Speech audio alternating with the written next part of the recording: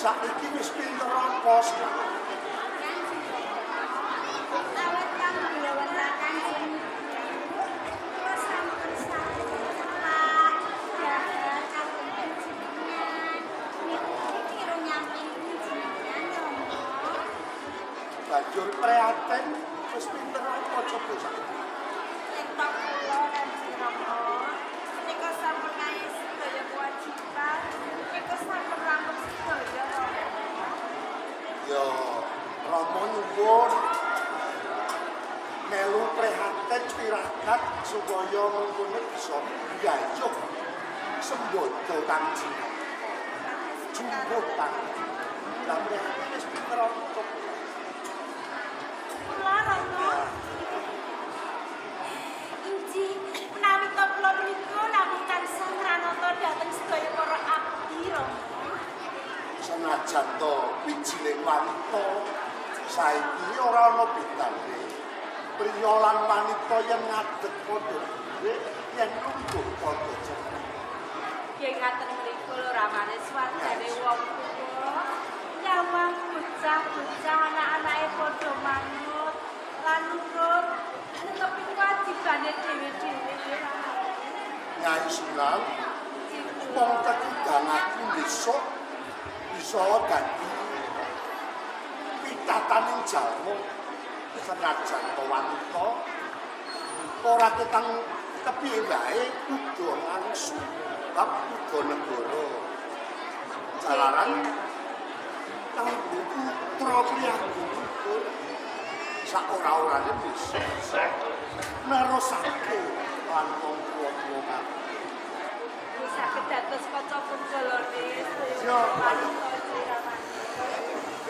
dados kedalan lagi ya ngono sing tak suwun ana Sang Gusti kang Maha Kuwasa muga-muga digampangake dilancarake apa sediane bakal bisa mungkin kawat kasus kula padha ndekake syukur ya terus ngaten inji Assalamualaikum. Assalamualaikum.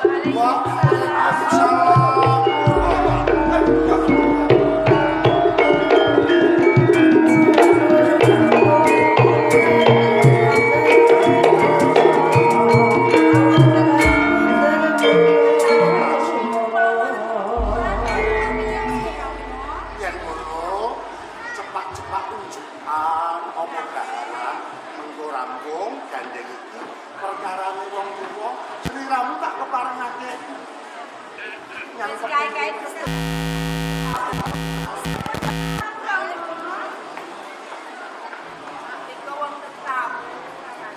ora kisana Nggih.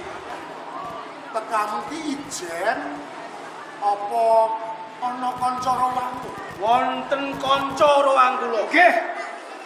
Oke. banjur jenengmu sapa teka ana ing kaprawatan tanpa dak tindahu Kula soreng rono.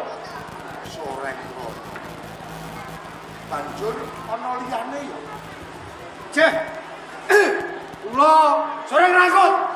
soreng rono soreng rangkut Jeh. mung cukup loro Oh, enten tunggal. isih ana tunggal Wah, kok semene gedene kok boten ngerti. Soreng pati. soreng pati Nggih. ya sepurane iki ora perkara dadi soreng rono soreng rangkut lan soreng pati Jeh. Nggih. banjur temeka ana ing kaprawatan mung ngelengake silaturahmi apa pancen Matur apa nane sing cetha. Matur nggih Kanjeng Sunan. Sowan kula wonten ing kaperwatan menika kula namung tuwi dhateng kawilujingan panjenengan. Wis semanten sak sampunipun kula dumugi wonten kaperwatan. Kula niki gumun. Lho, gumun kalian keluarga panjenengan. gumune ngono apa sore Nggih, gesang panjenengan lan keluarga niku kok ayem, tentrem, saya dipun tenggani kalian putra-putra panjenengan ingkang ayu-ayu pasuryanipun. Wah, goblok. Wis ngomong sing cetha. Nyuwun sewu, Kanjeng Sunan. Iki sore ngrangkut. Nggih. Kula kautus Kanjenge Adipati Arya Brangsang. Sasampunipun kula dumugi wonten ing kaperwatan. Wah, atusanipun kok sae. Mboten kelas pinten alinipun. Ketok mengko yen dalane apik apa kowe melu nyumbar? Rangkot. Lho kuwuh, atusan kok sae ngoten. Kok kaya pengen wah. Pisanan tetes cetok. Kilo delok Soreng Pati. Kula kang nami Soreng Pati. Soreng Pati.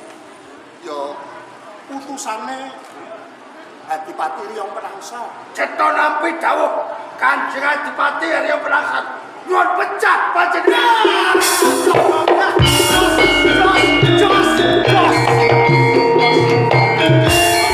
Jos. Ngomong pretat-pretat kilo. Jos. Soreng Pati. Nggih. Pati lan urip ngono ora galapane manusa. Pati lan urip kuwi wis kinodrat dening jagat. Dikersakake lawan Gusti Kang Karya Jagat. Kula betah wangsalne. Kinanti rongot setan kubur. Soreng Pati. Kalamun to sliramu nyuwun Pati. Aku ora bakal mundur. Aku ora bakal apa. Nanging aku darbe panyuwun. Gadhahi panyuwun. Napa menika? Panyuwunku aja nganti ngembet daging kang waras. Dilengke. Dilengke ono ngembet daging waras. Aja ngembet daging waras. Tak wujudane. Kula sagah. Kula Soreng Pati. Yen pancen tekamu kaya ngene. Bakal tak sama taat. Aku ora bakal endo Soreng Pati. Ampun selak kahanan. Kiai Brongot Setan Kober. Kula tetep Ingkang badhe rampung nyawa Dewa Kanjeng. Sawang Soris. Mates.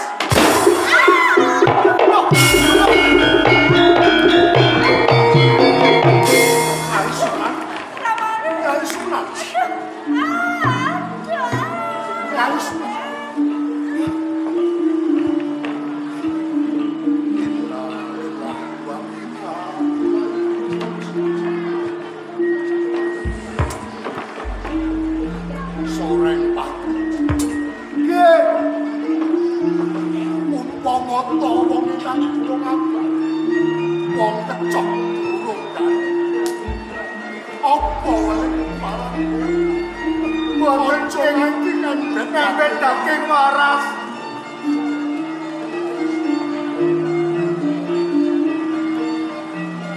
Dene kowe wis loyo marang ucapku kula Soreng Pati kene. Nggih kula.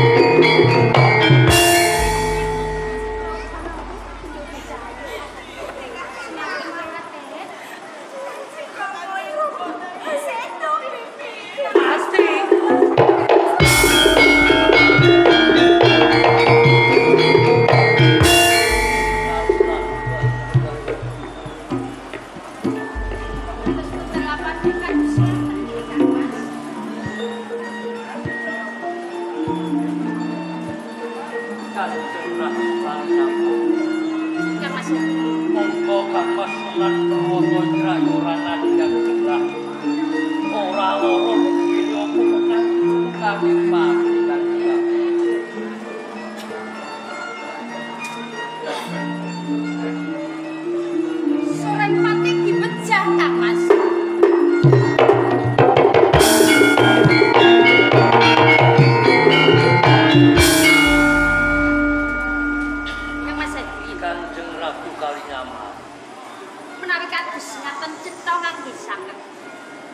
pejahipun Kang Mas Sunan Prawata Sagarwa tertamtu dipun krenah kalian Dimas Riyo Penangsang jalaran menapa? Jinan pirsa piyambak. Wonten sisih layunipun Kang Mas Prawata boten sanes Soreng Pati sinten Soreng Pati. Soreng Pati menika andhanipun Dimas Riyo Penangsang. Boten langka Kang Mas, menawi pejahipun Kang Mas Sunan Prawata dipun krenah dipun utus kalian Dimas Riyo Penangsang. Dadi menungso iki aja seudon. Iya nek orang kok malah dadekke orang genah. Boten kados ngaten Kang Mas. Menika cetha, kok boten seudon boten. Sakmenika monggo sareng-sareng nyuwun pengadilan wonten Pati Kudus. Kanjeng Ratu Kalinyama. Mati yo ben mati, ayo bareng-bareng dadi bukti. Ora usah dadak njaluk pengadilan yang Pati Kudus. Lho kok saged panjenengan ngendika sedo ya ben sedo. Lho kok saged kados ngaten. Cobi panjenengan pirsa purunan panjenengan sedaya ing tasih timur. Lho sampun dipuntilar sedo kalian tiyang sepuhipun jalaran tumindakipun Dimas Riyo Penangsang. Lho kados ngaten kok panjenengan nika mung trima mendel. Monggo nyuwun pengadilan Kang Mas. Jeneng menungso gelem lakoni urip ya kudu gelem lakoni mati. Oleh jaluk pengadilan yang Pati Kudus malah dadekke padha-padha wedrah iki engko malah padha tengkar. Panjenengan kersa napa mboten? Sowan wonten Pati Kudus nyuwun pengadilan. Aku iki wedi Kanjeng Ratu Kalinyama. Wedi napa to? Apa Kanjeng Ratu iki ora ngerti watak pamane Yai Penangsang. Mongko jeneng Yai Penangsang iki watake saben mripate mencicil tangane ku mlawe. Oh, dadi panjenengan iki wedi Penangsang mripate nek mencicil tangane ku mlawe, wedi nek ngrasake saking ngaten. Nek tega kalih dulur, tega kalih ponak-ponakan panjenengan nika. Nggih mboten monggo nyuwun pengadilan. Wis to ora usah njaluk pengadilan Kanjeng. Dados panjenengan ra kersa.